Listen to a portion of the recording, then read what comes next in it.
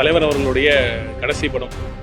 அவர் எந்த அளவிற்கு அவர் எந்த வேலை செய்கிறாரோ அந்த வேலையை அவர் ஒரு முழு அர்ப்பணிப்புடன் ஒரு டெடிகேட்டடாக ஒரு நேசித்து பண்ணுவார். அதனால தான் இந்த அரசியல்லையும் பார்த்தீங்கன்னா இப்போ இந்த 2 மாதங்களே பல மாற்றங்கள் நடந்திருக்கு. தேர்தலுக்கு முன்னாடியே அந்த படம் வரும், தேர்தலுக்கு முன்னாடி இல்லை, திட்டமிட்டபடி படம் வந்திருக்க வேண்டும். எனக்கும் ஒரு நடிக்கக்கூடிய ஒரு வாய்ப்பு தலைவர் கொடுத்தாரு. நான் முன்னாடி கேட்டிருந்தேன். படத்துல போதை பொருளுக்கு எதிராகவும் பெண்களுக்கு நடக்கும் குற்றங்களுக்கு எதிராக மையமா வச்சு கருத்தா எடுத்திருக்காங்க. ஸோ அதை நம்ம ஆட்சியில எதிர்பார்க்கலாமா? என்ன மாதிரி போன ஆட்சியில் எதனால் குற்றங்கள்லாம் நடந்ததுன்னா பார்த்தீங்கன்னா தலைவர் அவர்களுடைய கடைசி படம். அவர் எந்த அளவிற்கு அவர் எந்த வேலை செய்கிறாரோ அந்த வேலையை அவர் ஒரு முழு அர்ப்பணிப்புடன் ஒரு டெடிகேட்டடாக ஒரு நேசித்து பண்ணுவார். அதனால தான் இந்த உயரத்தை அவர் எட்டியிருக்காருன்னா அது காரணம் அவருடைய ஒர்க் டிசிப்ளின் தான். இப்போ அதே டிசிப்ளின் தான் இவர் அரசியல் வந்ததுக்கப்புறமும் அந்த டிசிப்ளினோட ஒரு நேசத்தோட அவர் ரொம்ப லவ் பண்ணி பண்ணுறாரு. அதனால தான் இந்த அரசியல்லையும் பார்த்தீங்கன்னா இப்போ இந்த 2 மாதங்களே பல மாற்றங்கள் நடந்திருக்கு. அவர் தேர்தலுக்கு முன்னாடியே அந்த படம் வரும், தேர்தலுக்கு முன்னாடி இல்லை, திட்டமிட்டபடி ஜனவரியில் திட்டமிட்டபடி படம் வந்திருக்க வேண்டும் என்பதை அதுதான் ரொம்ப ஆசையாக இருந்தார்.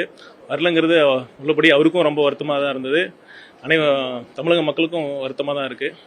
இப்போ பல தடைகளை தாண்டி இப்போ இந்த ஜனநாயகம் படம் வந்திருக்கு. ரொம்ப சந்தோஷமாக இருக்குது.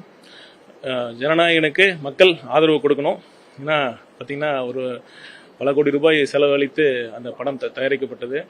அதில் என்னென்னா எனக்கும் ஒரு நடிக்கக்கூடிய ஒரு வாய்ப்பு தலைவர் கொடுத்தாரு. நான் முன்னாடி கேட்டிருந்தேன், ஒரு 2 இயர்ஸ் முன்னாடி கேட்டிருந்தேன். சும்மா ஒரு கேஷுவலாக பேசுகிறப்ப சார் நடித்தா ஒரு சீனில் நடிக்கணும் அப்படின்னு ஒரு ஆசைப்பட்டு நான் கேட்டேன். அதுக்கப்புறம் நானும் மறந்துட்டேன்.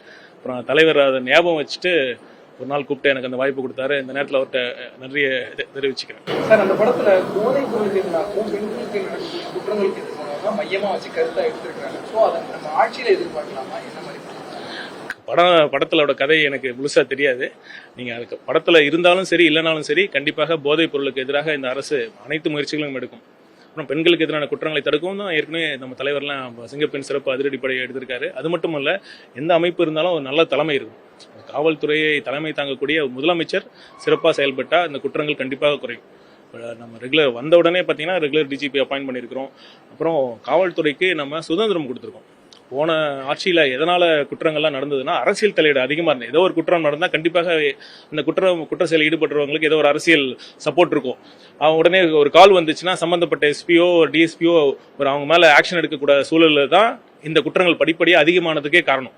இப்போ மாண்பு முதலமைச்சர் அவர்கள் ரொம்ப தெளிவாக சொல்லிட்டாரு. கலெக்டர் கான்ஃபரன்ஸில் எஸ்பி கான்ஃபரன்ஸில் ரொம்ப தெளிவாக சொல்லிட்டாரு, உங்களுக்கு முழு சுதந்திரம் இருக்குது. யார் தவறு பண்ணியிருந்தாலும் யாராக இருந்தாலும் சரி, அவர் எந்த கட்சியை சேர்ந்தவராக இருந்தாலும் சரி, உங்களுக்கு முழு சுதந்திரம் இருக்குது, நீங்கள் அவங்க மேலே ஆக்ஷன் எடுங்க அப்படிங்கிற மாதிரி சொல்லியிருக்காரு.